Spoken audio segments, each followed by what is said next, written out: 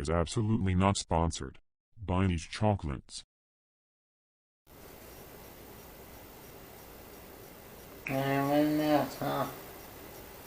Yes? Can I have a candy? You want candy? Here you go.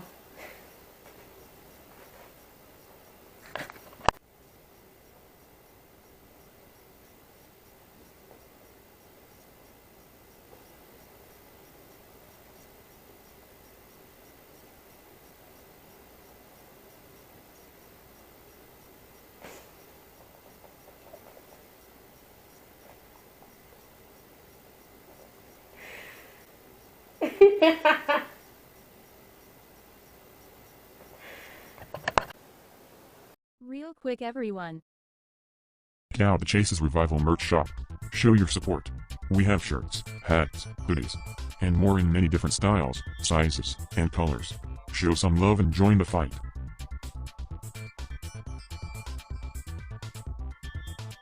Chaces-revival.myspreadshop.com.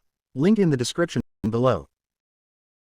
In the last video, we talked about Chase's tumor and its location. We discussed the very high risk of fatality. If you have not yet seen part 1, you really need to go watch it first.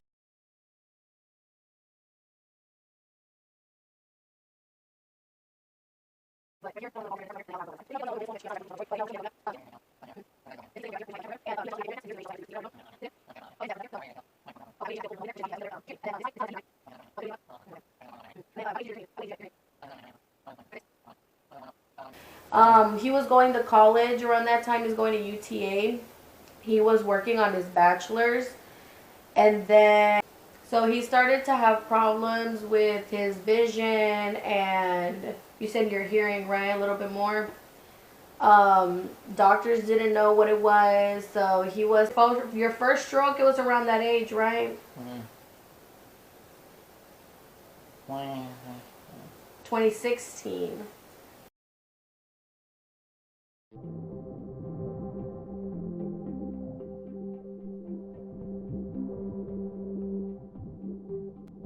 Fast forwarding to 2016, Chase woke up to a brain bleed stroke. He very heavily limping on his left side. He quit his job as a computer drafter and moved in with his parents. Walking with a walker, they spent several months going from doctor to doctor looking for answers.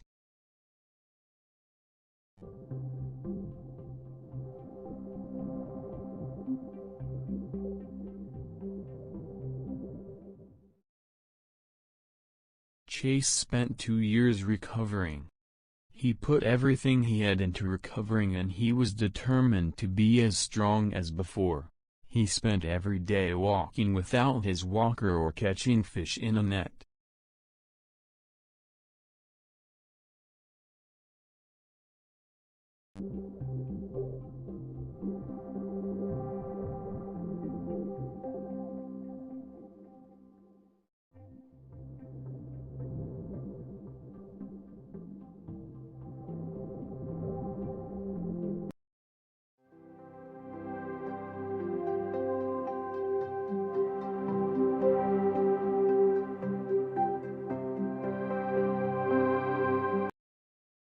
In 2018, Chase woke up to another brain bleed. This stroke affected his right arm and leg. Now he had 2 weak sides. He went back to self-recovering. He could barely stand, but was just as determined to recover as last time. He added kayaking and riding a stationary bike to his routine. He once again gave it everything he had.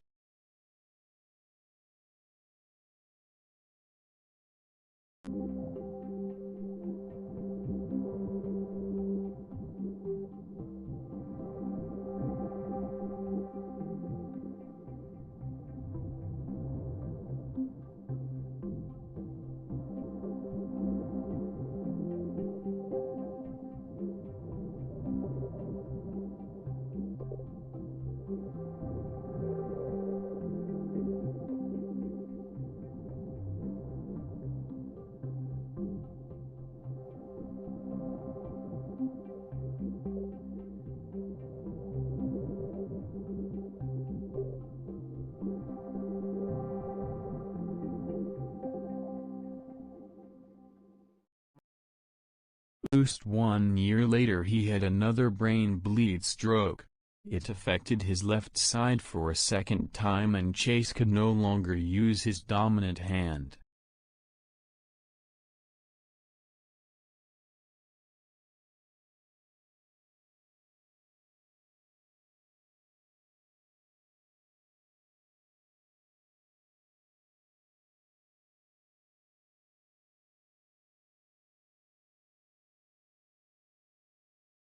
Three strokes down, and Chase wasn't done fighting. He had slowed down, but not finished. Back to using his walker, he increased his walking distance, but had to take several breaks. His back and leg muscles were always hurting.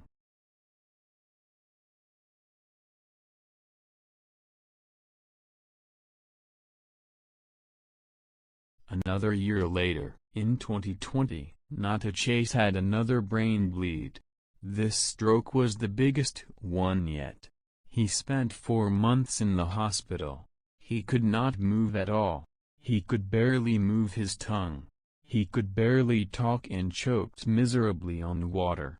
He could not eat or drink safely and was put on a feeding tube.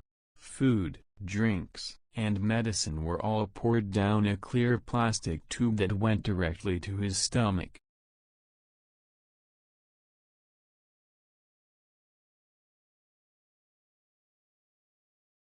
Chase was tired of fighting and wanted nothing more than to die. He saw no point and had no will to go any further. Chase's lifeless body was moved downstairs in the hospital to rehab. Chase saw absolutely no hope. Chase went home in May of 2020, in an ambulance, and on a stretcher.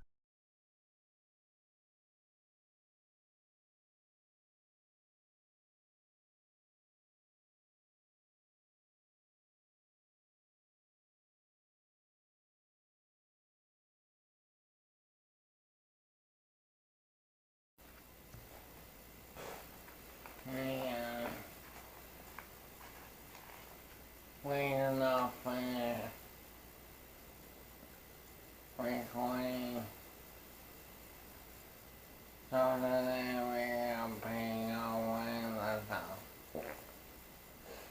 Okay, the first question is, do you believe you will ever walk again? Do you believe you will ever walk again?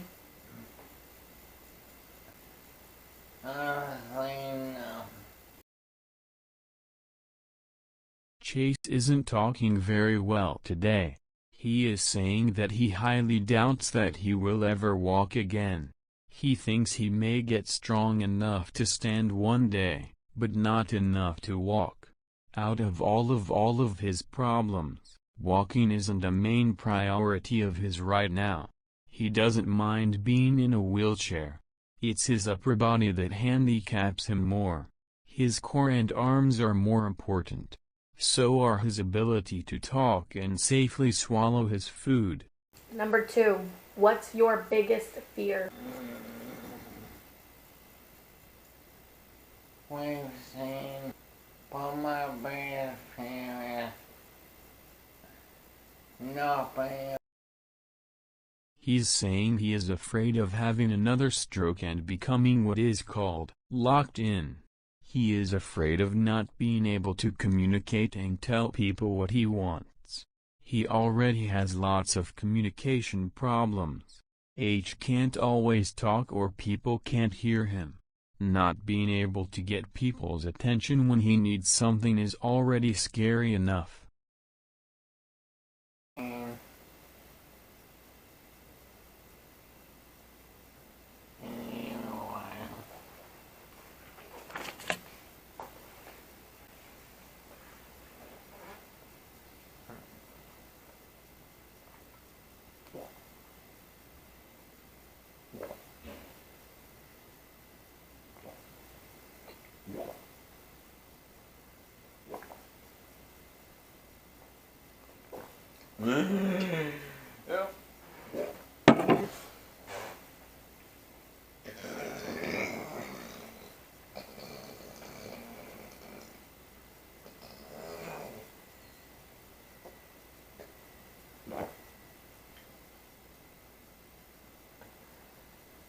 Okay. The difference between having an injury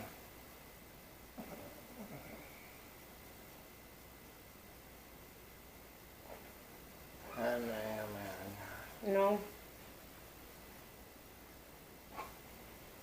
So Chase is having a little trouble talking right now. This also kind of answers one of the questions that we were going to ask today about what goes off camera or what's life like off camera. So, you know, some days are good, some days aren't as good, and today, you know, it's just one of those days where he's just having a little bit hard time talking, and not even some water will help it. But, I mean, this answers another one of the questions about what's life like off camera. Well, I mean, you see how it's kind of difficult for him also to drink water.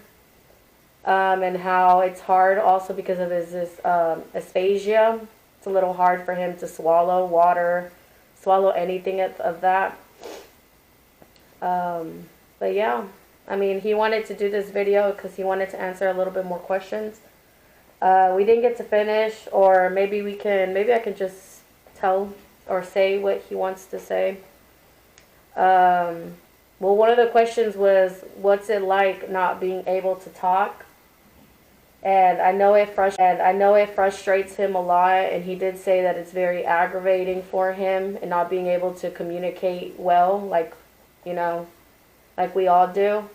So I know that's very frustrating for him, and it does anger him a lot sometimes. But I think he does his best trying to keep his positive thoughts in mind, and just, you know, he does his best with what he has, so.